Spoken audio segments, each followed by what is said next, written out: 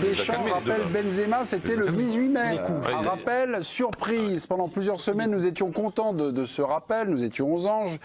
Joie et espoir résumé par notamment la une du 2 juin de l'équipe. Tous les pays nous les envient. Vous voyez ici, c'est évidemment ces trois stars. Nous étions heureux. Réconciliation donc en plus Benzema Deschamps.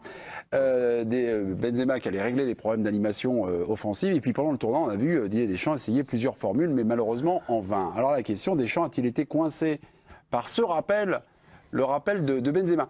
Et mes petits, vous m'avez tous répondu. Non. Alors moi, je tombe de moi, je dis oui, moi. Ah, vous dites oui? Non, parce que... Duel ou pas? Non, mais non, parce que vous êtes chroniqueur. Vous êtes chroniqueur additionnel. C'est chaud, là. Deschamps a-t-il été coincé par le rappel de Benzema? Vous répondez oui. On écoute Sébastien et après, le débat va... Je voudrais avoir 12 minutes, c'est ça le problème, parce que je voudrais pas que mes propos... je veux de la nuance. Sois bon, par contre. Non, en plus, il y a Joanne Nicou. Sois bon. Vous aurez 13 minutes. Allez, on y va. Détendez-vous. Il a l'air de bonne. Non, je suis de bonne. Déjà, je me demande comment on peut poser cette question. Mais vas-y. Non, mais moi, je veux vraiment de la nuance là-dessus. Ouais. Karim Benzema, il a réussi son Euro. Point. Il a du talent. Ok, on est tous d'accord. Et il s'est comporté de manière totalement correcte. Il n'y a aucun problème. Mais pour moi, tout découle de ce retour. Tout découle de ce retour parce que depuis que Didier Deschamps a acté ce retour, il cherche. Il cherche comment jouer. Avant, il savait comment jouer. Et depuis, il cherche comment jouer. Et ça a duré jusqu'à hier. C'est-à-dire qu'hier, il change son système. Ça a été un échec, il l'a reconnu. Il change son système, pourquoi? Pour cette raison. Pour que et Kylian Mbappé, et Karim Benzema, et Antoine Griezmann soient contents. Et quelque part, c'est pas soit content. Performant. C'est que soit performant. Performant, oui. Et ça a été un échec et tout. Mais ça va même au-delà. Tu mets Clément Langlais, hier.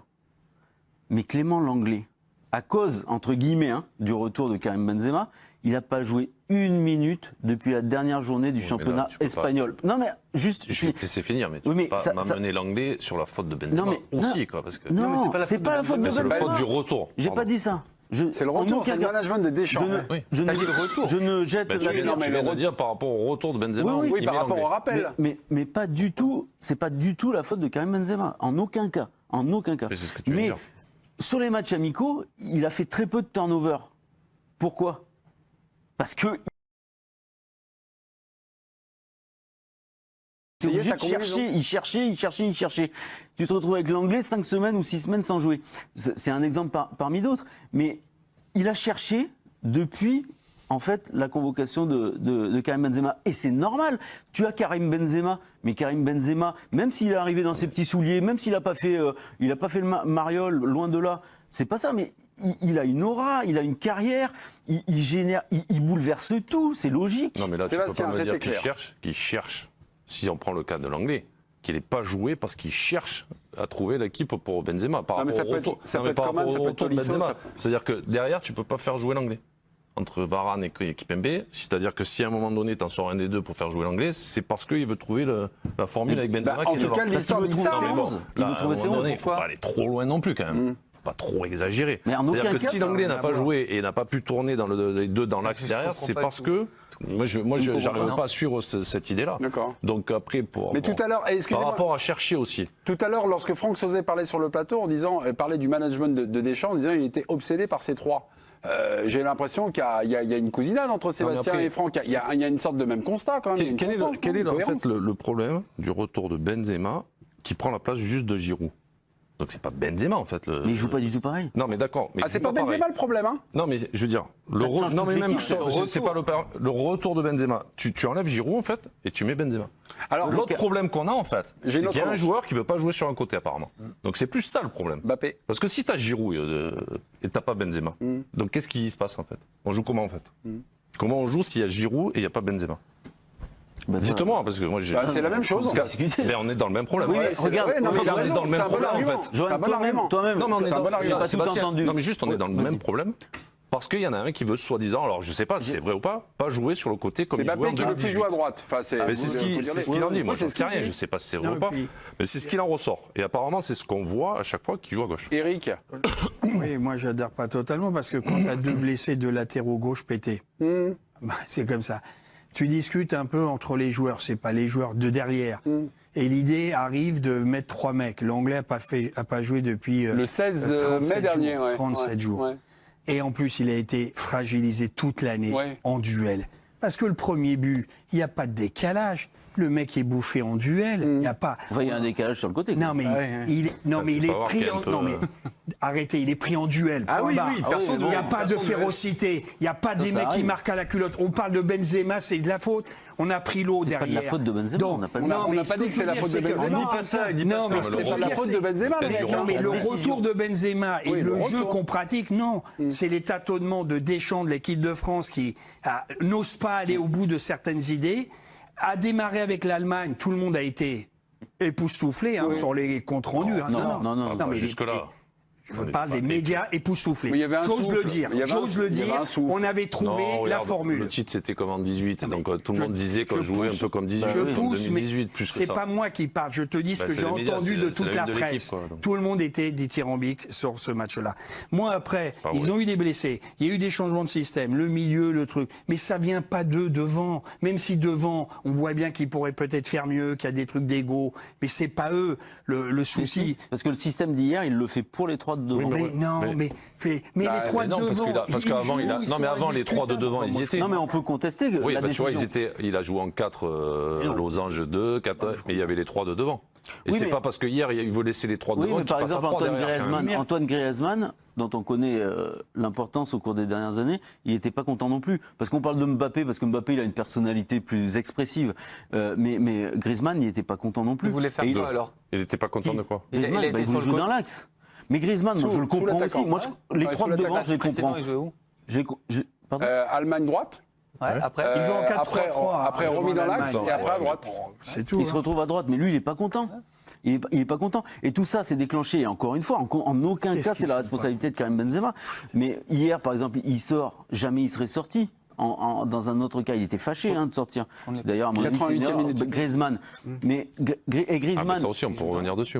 Ah, mais moi, je pense que c'est une erreur. Il parle. Non, contre le Portugal, il joue dans l'axe. Mais les deux, un coup dans l'axe, un coup à droite, un coup. Et le problème, c'est que quand c'était lui dans l'axe, c'était Mbappé à gauche qui était trop bas. Mais il jouait à 4 contre le Portugal, il était dans l'axe. Oui, mais après, il s'est retrouvé à droite. Quand il était dans l'axe, c'était Mbappé qui était pas content. Il n'est pas passé à 3 derrière pour que Griezmann joue dans l'axe. Il est passé à 3 dans l'axe, à 3 derrière, pardon, pour que tout le monde soit content devant. C'est-à-dire que Benzema, Mbappé et Griezmann. Et là, c'était le système. Moi, je trouvais que c'était un bon système, mais il faut le travailler aussi. Mais parce que ça permettait à tout le monde d'être content. Antoine Griezmann, je vous jure. Il est comme ça, il a l'air sympa, mais c'est un sportif de haut niveau qui a un ego. Et après 2016, il devient le leader de l'équipe de France. Ça dure pas longtemps. Il voit débouler qui est Mbappé. Le phénomène, le truc, le machin. Déjà, ça a été compliqué. Ouais. Et c'est l'origine du retour de Benzema. C'était entre Griezmann et Mbappé, c'était compliqué. Ça se passait mal. Et les responsabilités, elles sont diluées. C'est dans la vie, c'est toujours partagé. Ok, très bien. Et Griezmann, donc il a vu débouler Mbappé, il n'était pas forcément ravi dans le leadership et tout ça. Derrière, qu'est-ce qui se passe? Il voit débouler Karim Benzema. Karim Benzema, il arrive, encore une fois, il est Karim Benzema, c'est normal, il a une aura, il change le jeu. Et en plus de cela, ils ont quand même, c'est pas les mêmes joueurs, mais ils ont des zones parfois un peu similaires. Donc il fallait trouver des solutions pour que ça fonctionne. Le système qu'il fallait faire, c'était le système que tu as eu en deuxième mi-temps. Même s'il était un peu à droite, Griezmann. Ouais, mais il n'était pas content. Oui, mais c'est pas grave, t'es pas content, c'est la même histoire. Non, mais à un moment donné, moi je pense que. Tout le monde ne peut pas être content dans une équipe. Je pense que Deschamps, hier, moi je trouve qu'il a trop écouté les mecs, quoi. Et après, il s'est perdu. Parce que si tu vas dans ce système-là dès le départ, Griezmann, il est à droite quand il se replace. Mais après, le but qu'il met, quand Benzema met le deuxième, l'action, il n'est pas à droite. Il peut dézonner, après tu te replaces. Mais voilà, et à force d'écouter, il a fait que des erreurs en fait. On écoute Guillaume Dufay. J'ai écouté les arguments de Sébastien. Moi, je pense que le début je vais pas dire de la fin, parce que tu perds au pénalty contre la Suisse, un scénario incroyable, mais toi, tu en as beaucoup parlé. Dans le journal, on a beaucoup lu aussi. Ce qui s'est passé à Pâques, en mars. Oui. En mars, je pense que Deschamps, il a commencé Ukraine, Kazakhstan, Bosnie. Je pense qu'il s'est passé des choses. Ça remonte un peu et c'est remonté. Je pense que ça va remonter. Il s'est passé des choses et là, il a commencé à perdre peut-être le fil il a peut-être moins tenu le groupe et il a vu des choses et ça l'a effrayé. Il s'est dit il faut que je change les choses. Je cours à la catastrophe. Non. Déjà, Benzema qui revient. C'était un petit truc, c'est un petit quelque chose. Déjà à la Coupe du Monde 2018, déjà ça commençait. Mais ce sont des petites choses comme ça, une petite pierre et puis une deuxième et puis une troisième. Pour être clair, ça se passait mal, très mal, entre Antoine Griezmann et Kylian Mbappé. C'est tout. Donc il aurait pu le rappeler largement avant.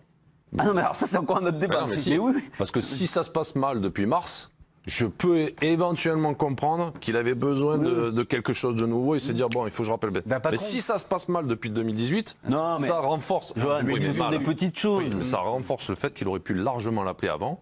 Et peut-être qu'aujourd'hui, on n'en serait pas encore en train de chercher à savoir comment les mecs vont jouer pendant un euro. Quoi. Étienne Didot, Deschamps a-t-il été coincé par ce rappel de Benzema? Modifier les équilibres peut-être d'une équipe. Là, on est dans la nuance, on est dans la vie de groupe, on est dans les choses. Et avec des champions où il y a du réglage au millimètre, j'ai bien l'impression. Il y a de l'ego aussi, t'en parlais. Bien sûr. Pour moi, 3 joueurs de cette trempe, évidemment, il y a de l'ego.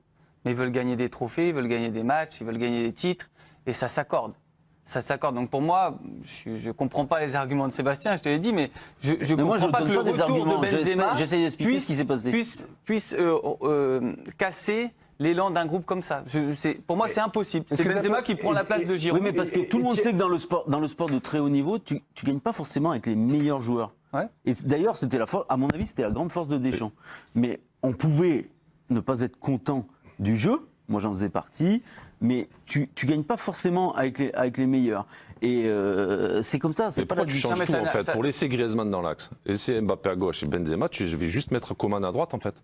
Plutôt que de faire tout sur le cinéma. Alors ça, il croit pas aux 4 joueurs offensifs. Bon, voilà, là... sur la demi-heure, l'une des demi-heures les plus belles que j'ai vues. C'est là le problème, en fait. Les 4 étaient là. Après, moi, je suis pas d'accord avec la théorie des grands joueurs qui peuvent s'entendre et tout. Toi, un de tes meilleurs amis a vécu l'enfer de 2010. Il y avait du lourd aussi en 2010. Hein. Il y avait de très bons joueurs. Il y avait Ribéry qui était pas mal. Il y avait Anelka. Yoann Gourcuff était à un niveau incroyable. Guillaume, est-ce qu'il y avait un élan comme ça? Guerre d'ego. Ils ont tout foutu en l'air. Est-ce qu'il y avait un élan comme ça de groupe d'équipe? Non. Il n'y avait rien. Il y avait zéro, Guillaume. D'accord. Il y avait zéro, ils partaient de rien. Ils étaient perdus. Peut-être. D'accord. Mais il y avait plus d'élan. Ce que je veux dire, là, ils arrivaient champions du monde ensemble. Ils étaient comme ça. Donc oui, effectivement, ça va être compliqué. Mais putain, ils sont sur une pente, mais magnifique. Mais il n'y avait plus d'élan parce qu'en plus, encore une fois, la défaite accentue toutes les petites choses. Faut qu'on soit conscient de ça. Mais un garçon comme Hugo Lloris, il est aussi, il suscite quelques agacements aussi, parce que certains vont lui reprocher de ne pas aller vers les jeunes alors qu'il est capitaine et de rester avec son groupe.